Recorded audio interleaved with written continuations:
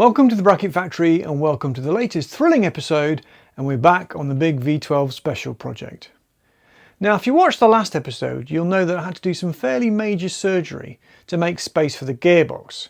Now I used a cardboard template, so in theory it should fit. But the proof of the pudding is in the eating, so what we really need to do is put the actual gearbox in the chassis and see if it fits and see if everything lands in the right kind of place. So let's do that. Right, so we're back on the chassis, and the next thing to do is to do a trial fit of the wooden dummy block attached to the gearbox and see how far back it goes in here.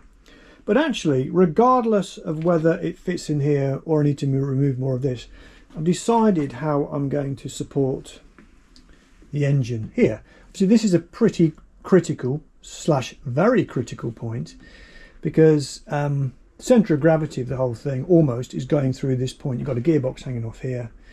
Centre of gravity is probably there, but this has got to be majorly strong. So as you can see right now there's nothing underneath there. So what I'm going to do is go this curved bit here. I'm going to remove that, and the line of the chassis rail is going to come straight back. I'm going to let a piece in, and that is going to come all the way down here between my legs,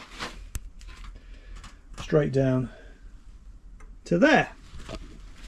Step back, show you in a bit more detail. So it's going to come all the way down and straight on, intersecting with there. Okay, so it'll join to this cross member if this cross member stays, might not, and obviously this one will have to be chopped off. I mean, it's not really doing a fat lot. And this line here is the absolute minimum that it can be before it will foul with the bell housing. So looks like I've got 10mm to spare on either side. Anyway, to cut a long story short, these two bits have to come out anyway. So that's what I'm going to do next. I'm going to cut these bits out, and then I can sort of get the dimensions for the new bit of steel that's going to go all the way down to there. Now you're probably wondering what happens when it gets to there. Well, it'll be reinforced across there with a combined reinforcement and gearbox support, but we'll get to that in all good time.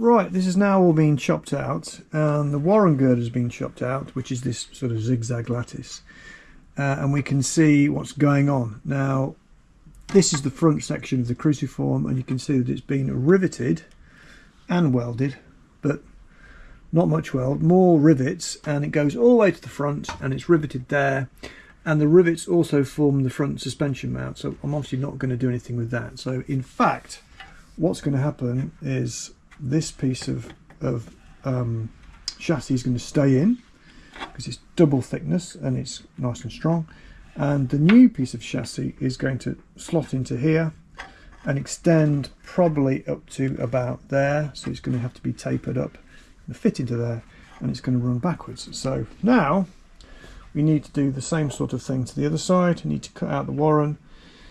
We need to take this steering column off, take this bracket off, because of course this has all got to move. So it may be that we retain this steel fabrication here, because as the girder's running back, or the channels is running back, I'm going to replicate this mounting just further back there. So let's whip all this off and start cutting this out. So the steering column has been taken off. I did video it, but in slow motion, so that's no good.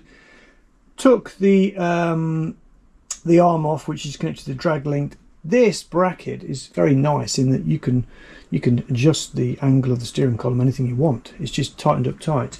That's the top of it just there. And obviously we've got the steering column down here, which is a very meaty affair. But anyway, onwards. I need to take this bracket off here, and ideally we're going to try and save the metal fabrication that's underneath, because we can effectively, well, hopefully reattach it further down there. So let's crack on with that.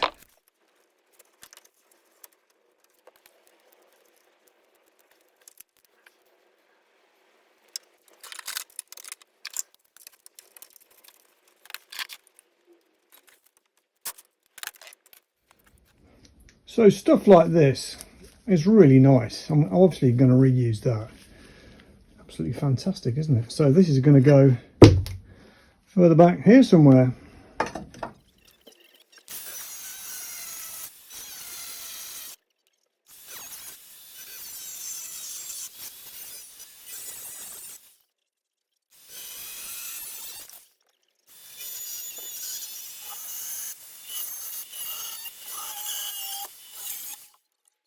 So the column mounting bracket has now been cut off, revealing lots of grime. So this is the mounting bracket on the floor. I was interested to see it wasn't actually attached at the bottom. It was a bit of a surprise, but it was attached with the lattice work, and actually when it fell on the floor, it landed next to that. And that's the one off the other side, so obviously that was done for the left-hand drive market. So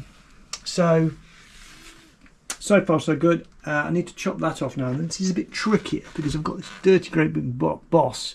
This was this brake pedal bush. That's got to be chopped out somehow. Easier said than done on that one. But where there's a will, there's a way. So let's crack on.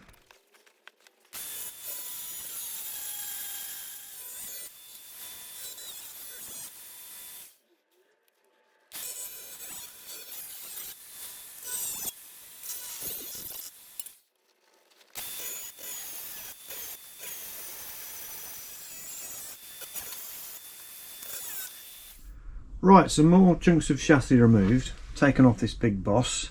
Still got to grind it flat, of course, and I'm kind of refining my approach, also known as making it up as I go along. But what I've decided is that my chassis rail will come in here and extend beyond these two rivets.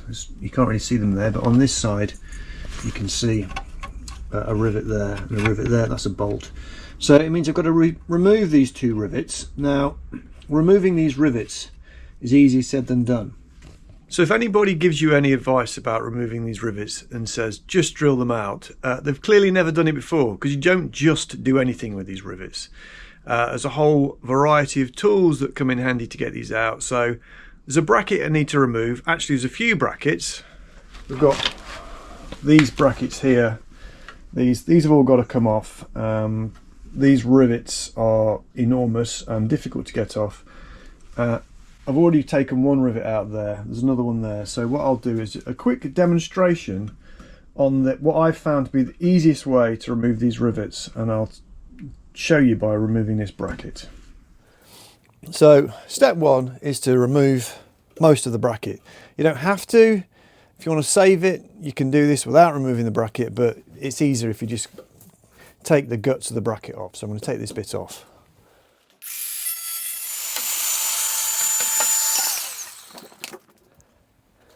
Right, step two is to put some cuts in the tops of these rivets. Now you might think these rivets are central to the sort of shaft that goes through, but they're actually not. That's why it makes drilling them out extremely tedious and hard. So let's put some slots in.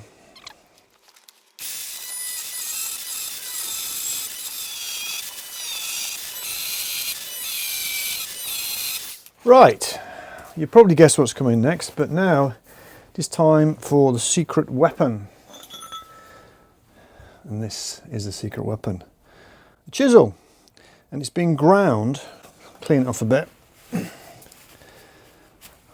so it's sort of asymmetric, so you can get it kind of close up to the chassis. So I'm now going to slice the top of these rivets off, because the aim is to remove the rivet head. If you can't remove the rivet head, then you're going nowhere. So let's do that.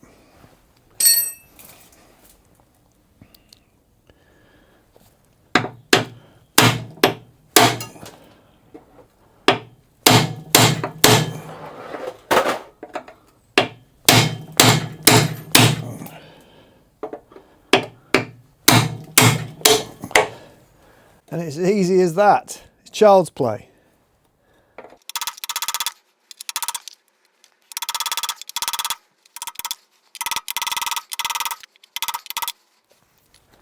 Right, tops of rivets removed. Took me a couple of minutes. And now what we need to do is get the angle grinder and just make sure there's no remains of the rivet. So you can see that that one, there's probably some remains of it still holding this plate on. So let's take the top of those off.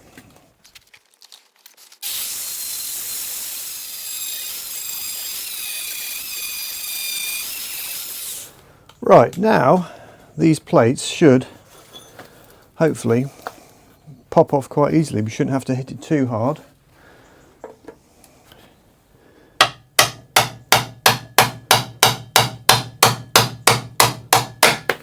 One, two. Right. So you'd like to think you could just pop these out now, but you can't. So actually we now need to ground these flush so we stand a decent chance of actually popping them out. So this is where you can use the angle grinder again. You have to be careful because we don't want to nick the chassis.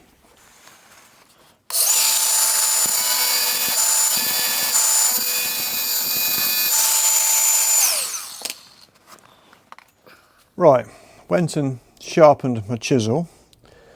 Don't have to sharpen it too often, but it pays to have a nice sharp tip. And I've also got a bit more light on the job, which always helps. So let's see if we can whop these off.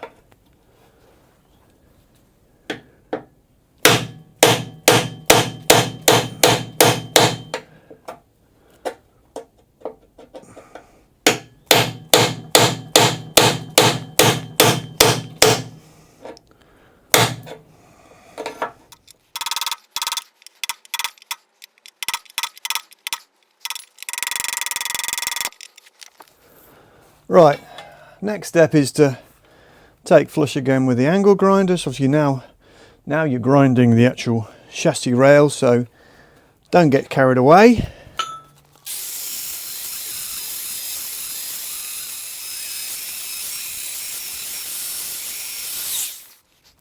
Now in an ideal world these will just punch out. So we're going to try and punch them out. And we're going to start off with a flat punch and just give it a hit. Boom, straight out. Not always that easy. These two, I'll find them and show you them in a minute. These two, the chassis is kind of bent in slightly, either by me hitting it or the force on the bracket historically. So these might not come out quite so easily, so I'm going to use a centre punch in the middle, just in case I have to drill it. No, it worked.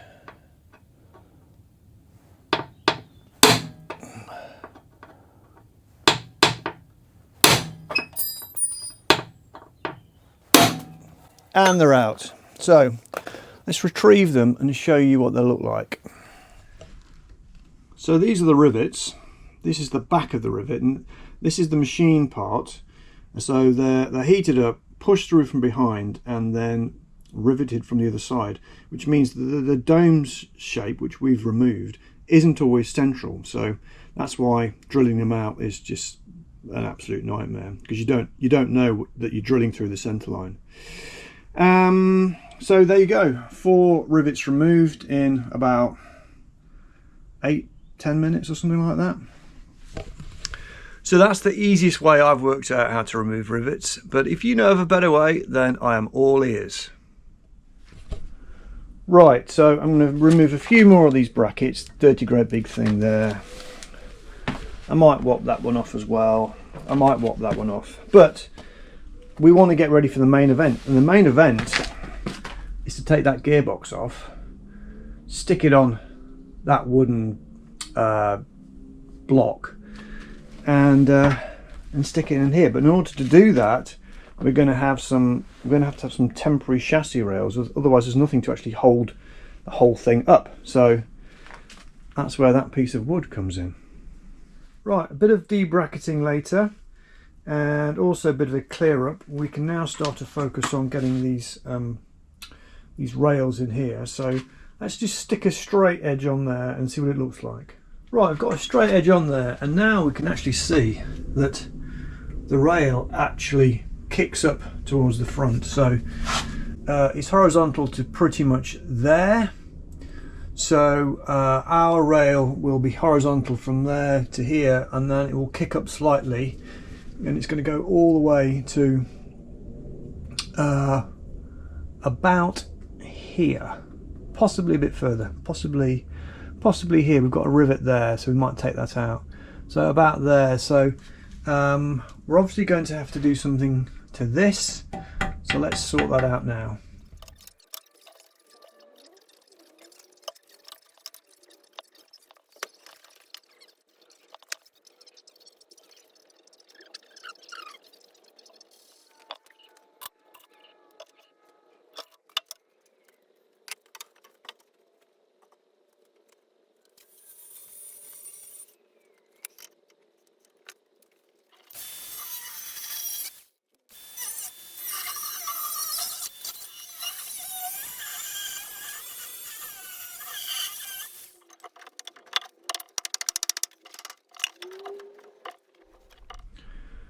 So bracket cut off, wood offered up, and you're starting to get the gist of it now, I guess. So obviously this bit here, the line of the chassis swoops up here, so what I'm going to have to do is trim this wood off to get it in, and when I do make the actual chassis member, it's got to sweep up here like that and probably go a bit further, maybe another inch or so, maybe 2 inches, not sure, haven't decided, but let's get that in and see how it looks.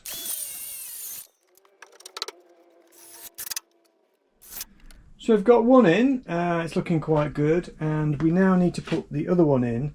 I think this bracket here, I'm not going to be able to save that because it's got this hollow in it, and this has got to come off anyway, so I'm going to chop that one off, and I'll refabricate a new one of those in the fullness of time. So let's stick this other one in now.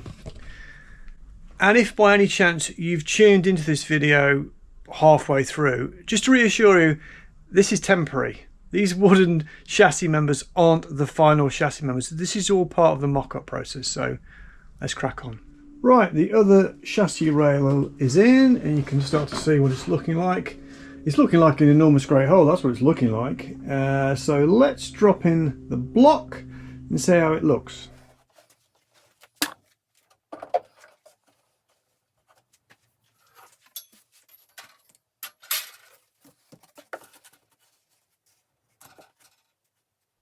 Right, block and gearbox template now in, and they are sitting pretty much where I think they're going to end up. And you can see here, this black line here is the minimum width the chassis members can be for it to sit on the mounting. And as you can see, it pretty much lines up spot on. Obviously it will come in a little bit because it's not going to be this wide at this end, but that's looking okay. And you can see that the steering column bracket was there. That's going to slide all the way back along there, and obviously can now mount on here. Slight issue of the starter motor potentially being in the way, but we'll cross that bridge when we come to it. So now, of course, there's going to be a bit of jigging around because we've got to drag the big engine out, whip the gearbox off, stick it out here and fit it. And the reason we have to do that is because we have to find out whether everything is indeed in the correct place, and a key aspect is where the gearbox mount comes around there. So big shift around, so let's get cracking with that. So today's a new day in the bracket factory, and today's plan was to pull everything out of the workshop, the chassis, the bikes, the rag, pull the big V12 out with its gearbox on the back and lift the gearbox off using block and tackle. But it's raining. So instead, I'm going to use brute force and elbow grease and do it by hand. So appropriately, I've decided to wear my elbow grease t-shirt. Now, if you would like one of these t-shirts, please visit the shop there. They're very good if you really want to make progress and get something done. But talking of getting things done, let's lift off this gearbox.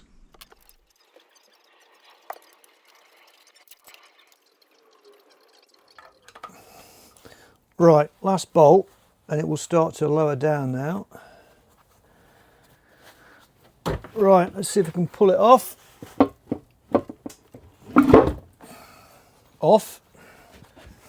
I'm obviously using my secret weapon in the form of an elbow grease t-shirt.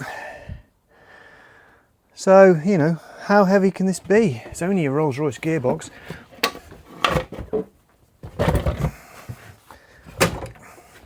Bingo!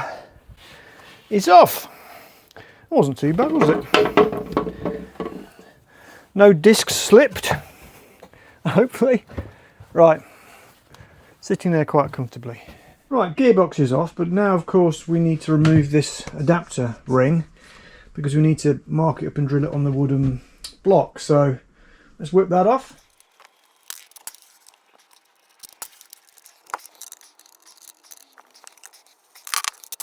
Right, that's the ring off. Ta-da! Right, now we need to stick that on the block.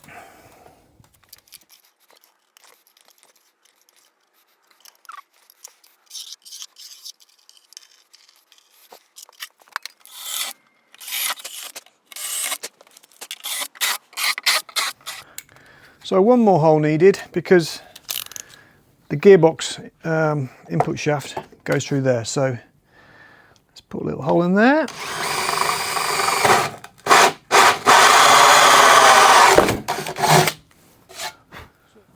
Right, now time to attach the box to the wooden thing.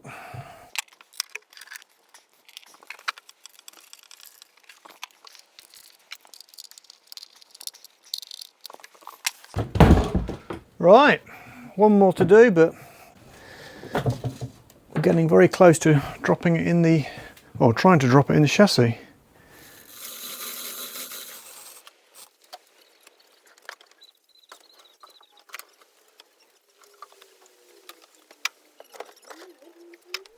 Right, so the gearbox is now suspended above the chassis, and I can already see straight away, and I should have really spotted this before, but this unit here is going to foul with the chassis member. Now, I think somebody told me what this was. I think this is a pump for some other part of the Rolls Royce. I don't know whether it's a lubrication system or hydraulic suspension or something, but the bottom line is I don't think I need that. So what I'm going to do is I'm going to whip it off and then I'm going to start lowering the gearbox down. Oh look, we got a cat. Invasion. Trouble. Always trouble. Right, anyway, leave me alone. I'm going to take this off now and lower it down.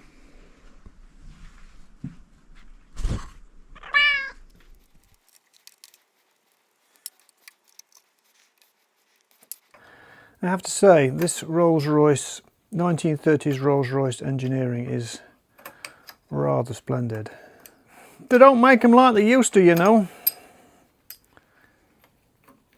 Right, I don't know whether this is some kind of retaining flange. I don't know what that's for. Bit of trim. Anyway, let's see if this comes off now. There it comes. You can see there's a little square peg drive there. So I can probably get off with just a blanking plate. Right, now we can start to think about lowering it down.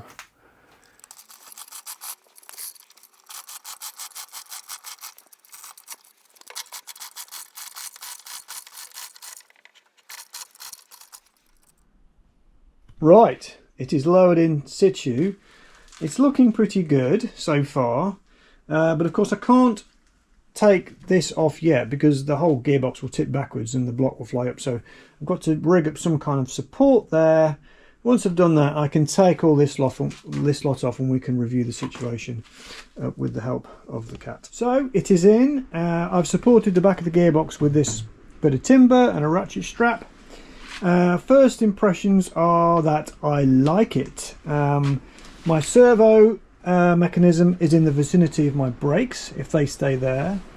It all fits in just there quite nicely.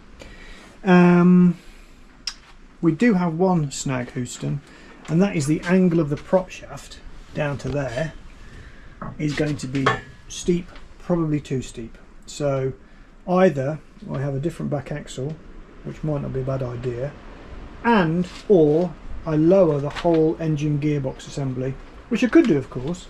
I could lower it in this. I could have a cutout in this chassis member.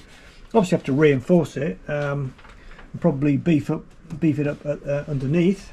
That's all doable. Of course I can come down at the front, but interestingly, if you look, the line of this is the starter handle hole, which is pretty much the top of the chassis rail.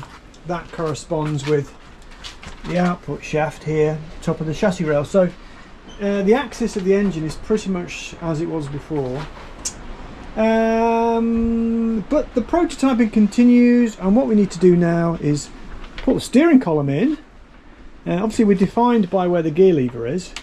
Put the steering column in and put a seat on and try it for size. Now for the steering column I have this rather wonderful bracket which I've cleaned up, so I'm going to screw this on. I'm just going to guess where it's going to go. Put the steering column in. It's going to go roughly there, I'd say. I'm going to stick it just there. Go on, balance. Won't balance. There. I'm going to stick it just there and put the steering column in and just see how it looks. Try it for size. This bracket on. Kind of guessing where this goes at the moment. So I'm going to guess on there. Just got to try it all for size, really.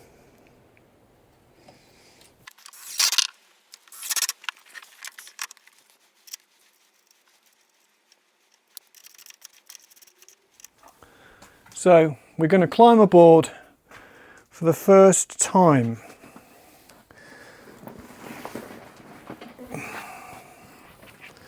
So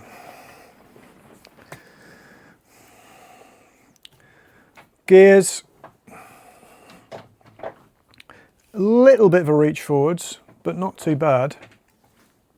Handbrake miles away. Steering feels good. And my back is pretty much level with the front of the back wheels, which is kind of what I was aiming for. So I think what we need to do now is get it outside and have a damn good look at it. It's another day at the bracket factory and it's a nice sunny day, so it's time to bring out the beast.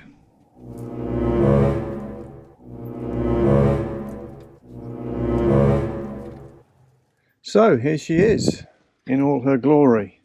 So as you see, I've put the cardboard box on top, and that actually represents the top of the exhaust pipes coming out. So obviously the carbs will be up here somewhere if I have downdrafts. But I'm liking the proportions of it. I like the seating position, obviously right at the back. I like the angle of the back of the seat with the wheels. Wheels might get bigger, by the way. All in all,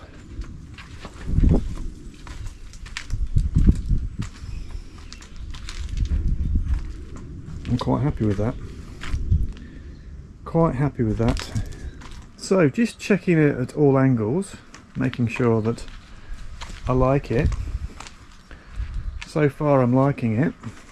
That gearbox is good, isn't it? Can't beat a Rolls Royce Gearbox. This is also really nice as well. Yeah, we like. Well, I like anyway. So engine and box in, and I have to say I'm pretty happy with that so far. It's starting to look like it might actually work. But you're probably thinking, what's next? So the very next thing we're going to do is pretty much nothing. I need to basically take stock of the whole situation and double check everything. Obviously when I start making this thing, I'm setting it in stone, so I'd need to review a few critical questions. Question 1, will the engine and box move backwards at all in the chassis? The answer is probably not. but I'm not absolutely certain on that. The second question is, will the engine and box get lowered in the chassis? The answer to that is probably will, but I don't know by how much. Possibly 25 millimeters to 30 millimeters, not quite sure, but we'll see. In parallel with that, I also need to do quite a lot of debracketing. Lots of brackets everywhere. The front engine mounts are still there, the old ones, they need to be removed. Lots of the side brackets need to be removed. Lots of those rivets need to be chiseled off, of course. Then after that, I need to do some designing. Now those side chassis rails are pretty much going to be exactly like those bits of wood, but chassis rails. Going to have to be reinforced, they might have to be lowered sections for the engine mounts. But what is going to be more complicated are the front engine mounts, which we've not even talked about. They're going to have to be pretty beefy and quite complicated fabrications. And then the main event is going to be the rear brace, which ties the sides of the chassis together and supports the gearbox. But as the saying goes, if you want to see any of that, you're going to have to tune in next time. So if you've not already subscribed, please hit subscribe, and then you get to find out about it automatically. If you've liked it, please do hit like, it helps the algorithms. Also, what helps the algorithms is if you leave a comment. Please let me know what you think. What would you do next? What would you have done differently? Have you got any advice for me? Would you move the engine and gearbox back anymore? Would you lower it? Would you lift it? What would you do? But for now, I think that's just about it, so thanks for watching.